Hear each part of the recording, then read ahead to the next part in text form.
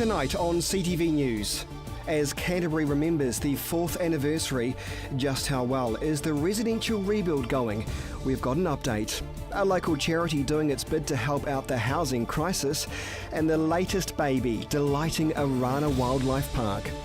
Broadcasting across Canterbury from the CTV studio, this is First at 5. Good evening. Christchurch Police are searching for a 41-year-old man who went missing in Hoon Hay over a week ago. Joseph Walter Woods has not been in contact with his family or friends, and police want to speak to anyone who may have seen him. He is 175 centimetres tall, of medium build, and was last wearing a red fleece top, navy track pants, brown shoes and carrying a blue bag. Well, it will continue to be a very poignant Christchurch anniversary for years to come. But while many this weekend will be commemorating the 4th anniversary of the February 22nd earthquake, the speed of the residential rebuild still has many people feeling frustrated. But is it any faster in the CBD? Emma Cropper reports. One after another, new buildings have been opening left, right and centre throughout Christchurch's CBD. Some new, as well as some of the old favourites being brought back to life, including the iconic Isaac Theatre Royal that underwent a $40 million complete restoration in time for its November opening. It was just amazing to see people come into the theatre and look around and just like take photographs and do stuff that never used to happen. I mean, these people haven't seen inside for 3.5 years, you know, and it was just glorious, a fantastic time. It was organist Daniel Cooper who welcomed parishioners at the opening of Knox Church, which welcomed back churchgoers for the first time since the building was damaged following the earthquakes. But while many iconic buildings survived and reopened, the same can't be said for many heritage buildings. 1, 2, 3, 4, don't demolish anymore! Protesters lost their bid to save the historic Majestic Church ahead of the CCDU's plans to knock the building down, making way for the widening of Manchester Street. In terms of just simply the mass of the building, the size, the scale, as well as the heritage values and the potential future use, we think it's an extremely short-sighted and retrograde decision. Despite support from the Christchurch City Council, CCDU's Director Warwick Isaacs went ahead with demolition in May. However, after the city's leaders made harsh decisions about the shape and look of the city, many of the rebuild leaders stepped down from their roles. You know, I've called women honey and sweetie, and that is wrong. You know, that's a sexist thing to do, and I'm really sorry. Roger Sutton, former Chief Executive of the Canterbury Earthquake Recovery Authority, resigned after a 6-month investigation into a sexual harassment claim. He was followed just a month later by Skirt's General Manager Duncan Gibb, and just 2 weeks ago, CCDU's Director Warwick Isaacs, leaving the city in fresh hands as it continues to rebuild. The momentum that's been gained, particularly in the last 12 months around the central city, has just been phenomenal. And the private sector has really bought into the vision that the Crown and the Council put in place with the recovery plan. And so I've looked at it, would me going at this moment actually slow that momentum down? No, I don't think so, because there's enough momentum that actually that vision will come to life. And bringing the city back to life is being made easier as the council was granted the right to reissue consents after it was stripped away from them in 2013. 4 years on from the earthquake, and it seems the progress has been a mixed bag, but only time will tell what will happen in the next year. Emma Cropper, CTV News. Hot weather caused concern for a member of the public who found an infant left unattended in a hot and stuffy caravan last week. But the German parents say they were regularly checking the baby girl while they went shopping in Kaikoura. Police had to smash the van's window to rescue the baby, but Kaikoura police say those actions were taken as a precautionary measure to prevent what could have been a bad situation. But no charges have been laid against the parents, who were let off with a warning. Canterbury's air quality is in the spotlight again, and ECAN is planning to get tougher on smoky chimneys.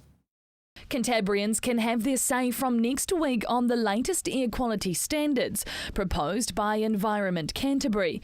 The public will have 2 months to issue submissions on ECAN's air plan. Its proposals include more restrictions on household wood burners and odour, dust and rural burning. This would mean households would have to adopt more efficient home heating systems. Wood burners would require good quality fuel, but these would have to be replaced by cleaner burning systems over time. There are also proposed measures to improve the management of rural burn-offs around towns, urban outdoor burning and new requirements for dust and odour and smoke management plans. Submissions are open from the end of February and close on the 1st of May. The Canterbury Earthquake Recovery Authority is patting itself on the back, announcing what it's calling an important milestone. 100 houses are now cleared from the Port Hills red zone. 100 more to go. 369 properties in the Port Hills are now owned by the Crown. Their previous owners have settled and now the demolition teams are moving in. Sierra Chief Executive John Ombler is calling the demolition of the first 100 homes a milestone because of the complexity of demolishing homes in the Port Hills. Another 54 houses are in the process of being cleared or relocated, and planning is underway to demolish or move another 109 former homes.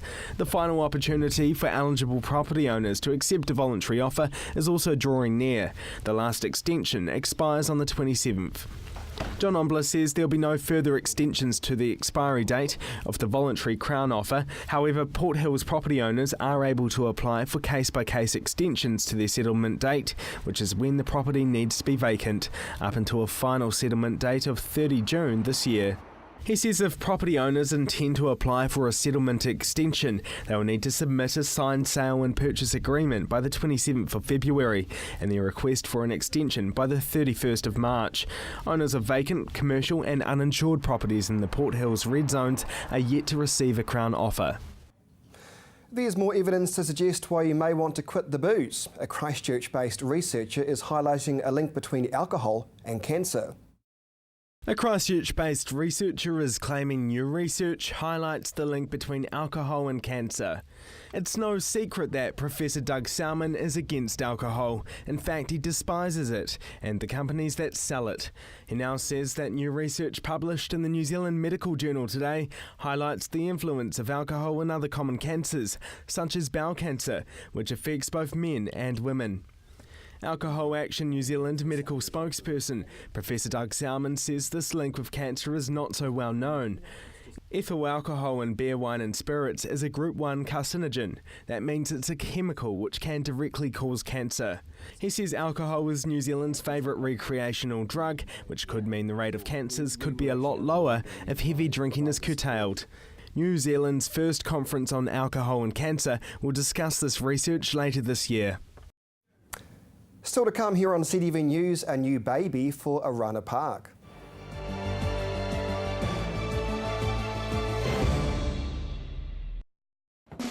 Give the clowns the kick and get the professionals in.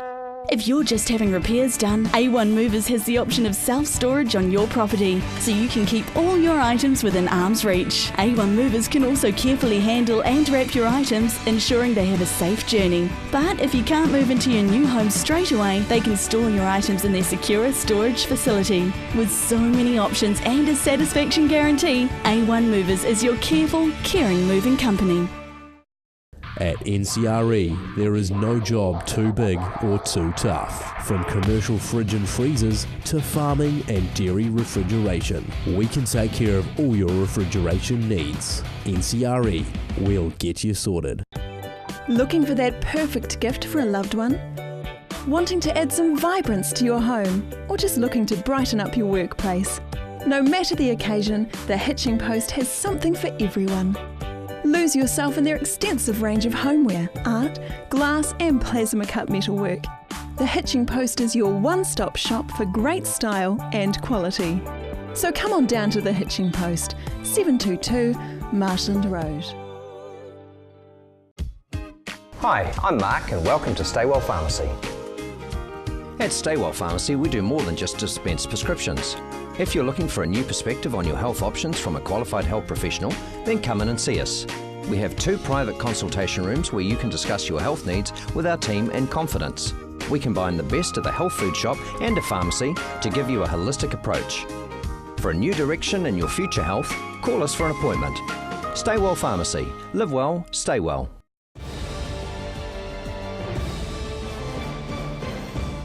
Welcome back to CTV News. Another baby face has made his first appearance at Orana Wildlife Park. This time it's a baby rhino. He is so young yet he doesn't even have a name. Emma Cropper has the details. He's just finding his feet, but that's okay, because at a whopping 50 kgs, this baby rhino hasn't even been in the world for 1 week. I've been waiting quite a while for him to come, so it was very exciting when we heard the news. Yet to be named, the southern white rhino is the newest member of the family at Orana Wildlife Park, and it's not every day these rare animals are born. This is one of the third ever at the zoo.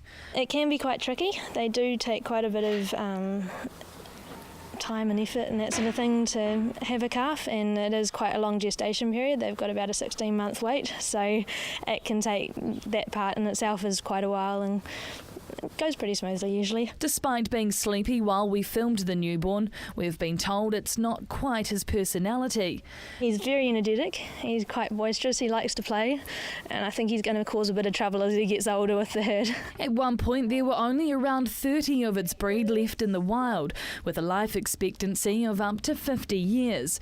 Zookeepers are unsure yet if this wee one will be heading elsewhere in Australasia to be part of a breeding program. For now, he's just getting used to the world, and soon he'll be finding his feet amongst the rest of the herd in the next few weeks.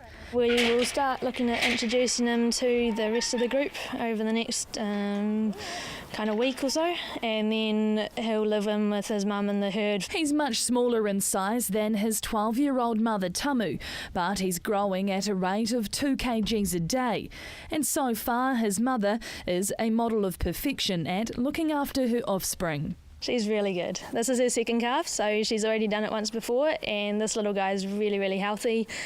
He's doing super well so far, and she's looking after him perfectly, so couldn't ask for better, really.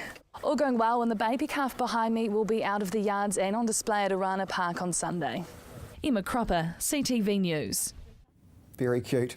Well, the profits of a new retail store opening on Waltham Road will be contributing directly to getting more Canterburyans into homes. And charity Habitat for Humanity has even bigger plans. Marcus Gibbs has this story. 11 new $350,000 homes, soon to be gifted to families in need.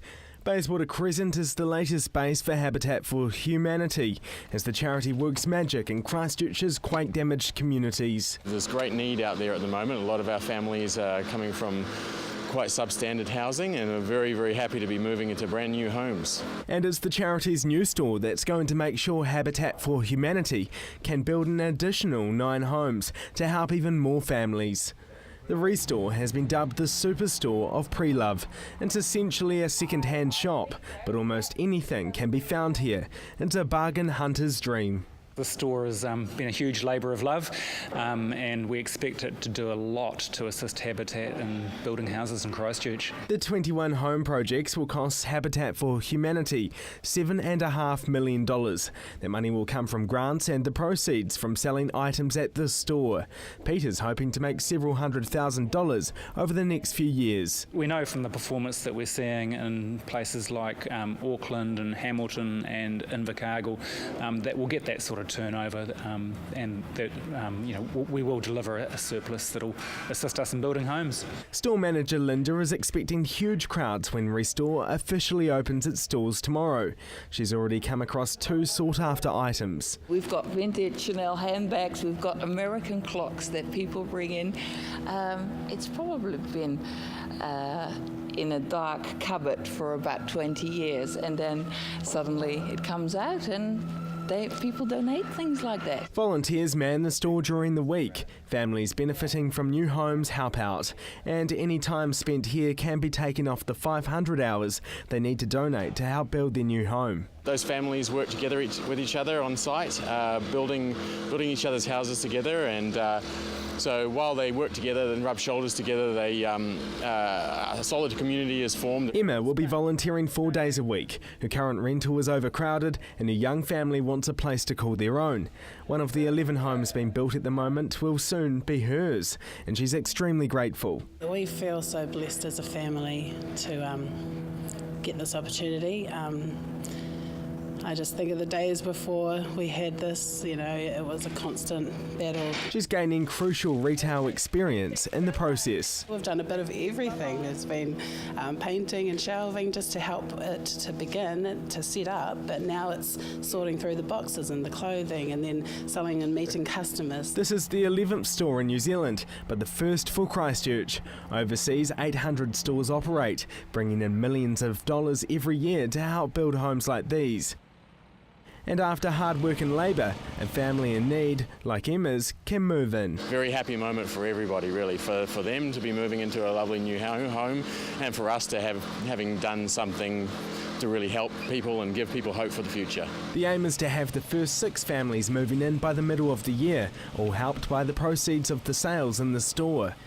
From tomorrow, the store will be open 9 to 3 on a Saturday and 9 to 5 Monday to Friday. If it takes off, there's even talk of opening a second store elsewhere in the city. Marcus Gibbs, CTV News.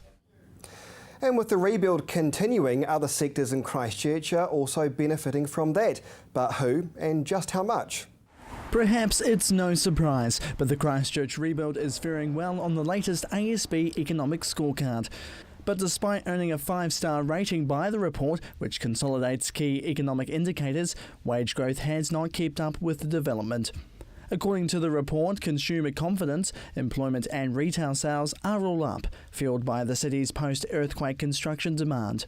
Only the Auckland region, which holds more than a third of New Zealand's trade, is matching Canterbury's growth in all economic areas. But nationwide, wage growth has been graded by the report as needing an energy injection and only scored 2 stars. The report says Canterbury is likely to continue this growth over the next year, but this may be tempered unless low wages and accommodation shortages are addressed. Still to come here on CTV News, the weekend sport preview and the region's weather.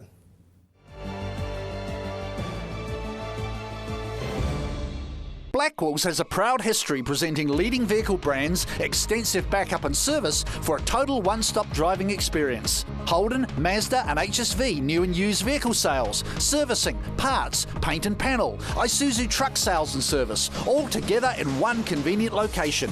More selection, more value, more quality and more reasons to make Blackwells your #1 choice. Visit Blackwells today, corner Waterloo Racecourse Road, Sockburn, or online at blackwells.co.nz. Getting old is hard, but finding more mobility has made such a difference. And now you can find more mobility at their bigger location on 113 Blenheim Road, just around the corner from their old store. With a much larger site, you'll now have more room to move around when looking at their excellent new stock, including more furniture, more bedding and more living aids, giving you the opportunity to have more mobility. More mobility at their new location on 113 Blenheim Road. Located at the foot of the Port Hills, Berrymead Golf offers a spectacular location for any occasion. Make a dream wedding a reality with private use of our green function room, outdoor garden courtyard, large marquee and stunning gazebo.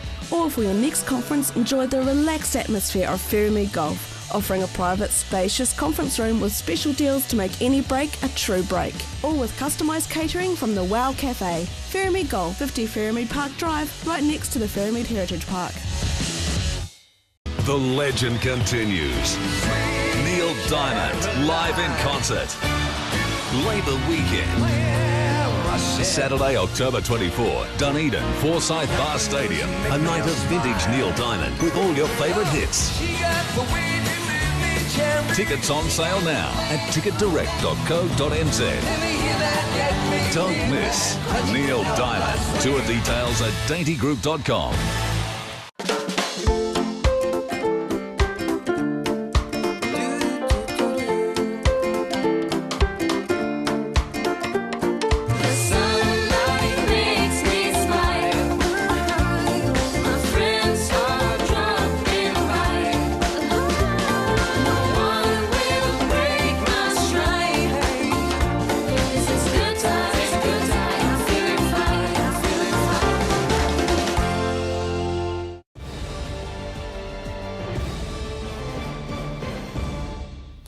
Welcome back to CTV News. If you have a news story you think our newsroom needs to know about, you can always email the team.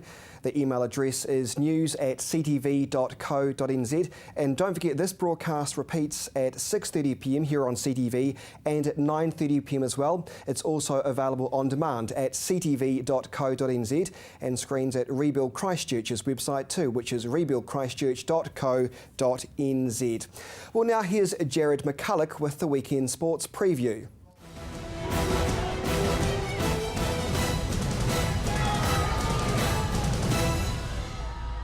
Well, it's been confirmed Israel Dagg will make his return to Super Rugby season, jumping into the number 15 jersey when the Crusaders take on the mighty Highlanders this Saturday night. But that's not the only change appearing in this weekend's starting lineup. Crusaders head coach Todd Blackadder has named Wyatt Crockett to start in the number 1 jersey this week, with Moody and Lulala providing prop cover from the bench. And it'll be a first for Scott Barrett starting at lock in his Super Rugby opening game, pairing up with Luke Romano, meaning Dominic Bird will be on the bench this time round. There are also some changes, with Colin Slade shifting from fullback to first 5, while Dan Carter is still recovering from a knock to his leg in last week's match against the Melbourne Rebels. But there's a change-up between Ryan Crocky and Tom Taylor, switching places, with Crocky taking the starting second 5 spot this week and Taylor's taking a spot on the bench. The Crusaders will travel to Dunedin tomorrow to face the Highlanders at Forsyth Bar Stadium on Saturday night, with kick-off at 7:35. And sticking with rugby, there's been a strong indication made by All Black skipper Richie McCaw that he's likely to decline any overseas offers and instead stay in New Zealand and finish up for good after this year's Rugby World Cup held in England. But McCaw says never say never, with him not officially making any call on his future plans. It's believed he was considering joining a French rugby club, but instead he'll focus on the task at hand, hoping to end with a good result in this year's Super Rugby season. The 34-year-old Canterburyan is the most capped All Black captain, leading the men in black in 101 test matches. Well, it's been a tough 24 hours for the New Zealand men's cycling team, losing their gold medals after officials noticed an illegal change in the race. The team of Sam Webster, Ethan Mitchell and Edward Dawkins are competing as part of the World Track Championship in Paris. According to the international cycling rules, when a lap is completed, the rear of the leading rider's bike wheel must cross the pursuit line and be ahead of the leading edge of the front wheel of the following. However, officials weren't convinced, and the men's team was then stripped of their gold title when the celebration ceremony was about to begin, moving to seconds silver. But it's looking positive for 3 Canterbury lads riding for the first time in the competition. Mark Ryan, Alex Frame and Dylan Kennard clocked in at 3 minutes and 56 seconds and are set to take on the 4th-ranked Switzerland team in their first round today. If the local riders come out on top, they'll go straight through to compete for gold. And finally, the ICC Cricket World Cup continues its next round, with Pakistan taking on the West Indies tomorrow at Christchurch's Hagley Oval. In the second Cup game for the newly revamped ground, thousands are expected to turn out, and unlike last weekend's wintry weather, it's expected to be much warmer, but with southerly winds and rain by the afternoon. But I can tell you all about that in weather shortly. However, for now, that is the latest in sport for around the region. I'm Jared McCulloch for CTV Sport.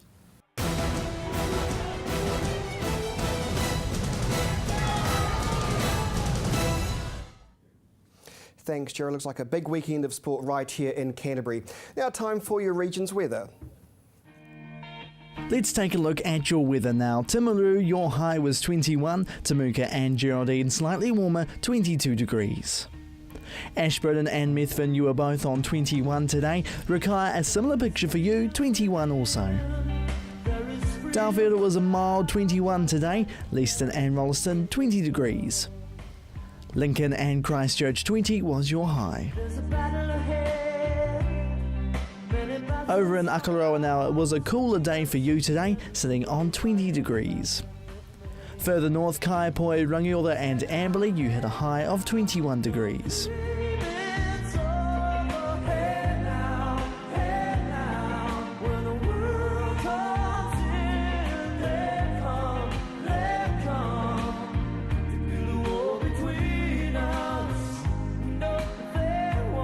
Let's take a look at tomorrow's weather now. Timaru, there'll be some cloud increasing and some showers developing during the afternoon with light southwesterly winds. Your low tonight is 8, tomorrow's high 20 degrees. Ashburton now, a mostly fine day for your Saturday with cloud increasing, but there will be some rain turning to showers by evening as southerlies develop. Tonight's low is 8, tomorrow's high 21 degrees. If you're heading along to tomorrow's Cricket World Cup game, there'll be some high cloud at first, but that will disappear during the day, turning to light northeasterlies. But there will also be some cooler southerlies later on, and that could bring some late rain. Tonight's low 8, tomorrow's high 21 degrees. To Kaikoura, you're looking at a great Saturday ahead with mostly fine and sunny weather with just some moderate northeasterly winds, so get out and enjoy the day. Your low tonight is 8, your high tomorrow 21 degrees. To the other parts of the region now, Temuka and Geraldine. Some cloud at first, then showers for your afternoon, 22 degrees. Methven and Rakai, some cloud for you when you wake up and showers throughout the day, 21 your high. Darfield, Leeston, Rolleston and Lincoln, it will be a similar picture for you guys tomorrow. Cloud at first, then some showers, 21 degrees. Over in Akaroa tomorrow, cloud, then some showers in the afternoon, 21 your high. Kaiapoi, Rangiora and Amberley, cloud for your morning and expect some showers later on, 21 degrees. Culverden, Hamner Springs and Cheviot, you start the day with some cloud turning to showers later on in the day, 22 degrees. Looking ahead for Canterbury now, it will be mostly fine for Sunday with some light showers here and there throughout the day, but there will be some light winds which will turn northeasterly. As for Monday, fine and sunny with some scattered high cloud and northeasterly winds.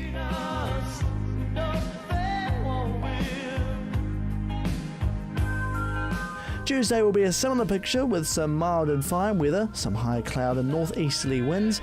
As for Wednesday, there's some mild northerlies expected with cloud increasing during the afternoon and showers developing. There will also be some colder southwesterly winds later on. And the early showers are expected to clear on Thursday, turning fine with the southwesterlies dying out, but the high cloud will appear, then turn northeasterly with some rain expected. And that is your local weather for Friday. And before we leave you tonight, I want to acknowledge my former friends and colleagues who perished on that terrible day in 2011. I will be thinking of their family and friends on this coming Sunday, of course. And this Sunday is, of course, the 4th anniversary of that deadly February 22nd earthquake. There will be a special memorial service that kicks off at the Christchurch Botanic Gardens from midday, and many from around the city will be honouring the 185 people who died that day. Events include the River of Flowers commemorations, where people are invited to place flowers in the water at 14 locations along the Avon and Heathcote rivers. More on the anniversaries will be shown on Monday, but we leave you tonight with this. It's a collection of art pieces painted by English cricketer and footballer turned artist Ken Taylor. After visiting Christchurch after the earthquakes, he returned to England to paint and exhibit these pieces in acknowledgement of what he experienced. Good evening, Canterbury.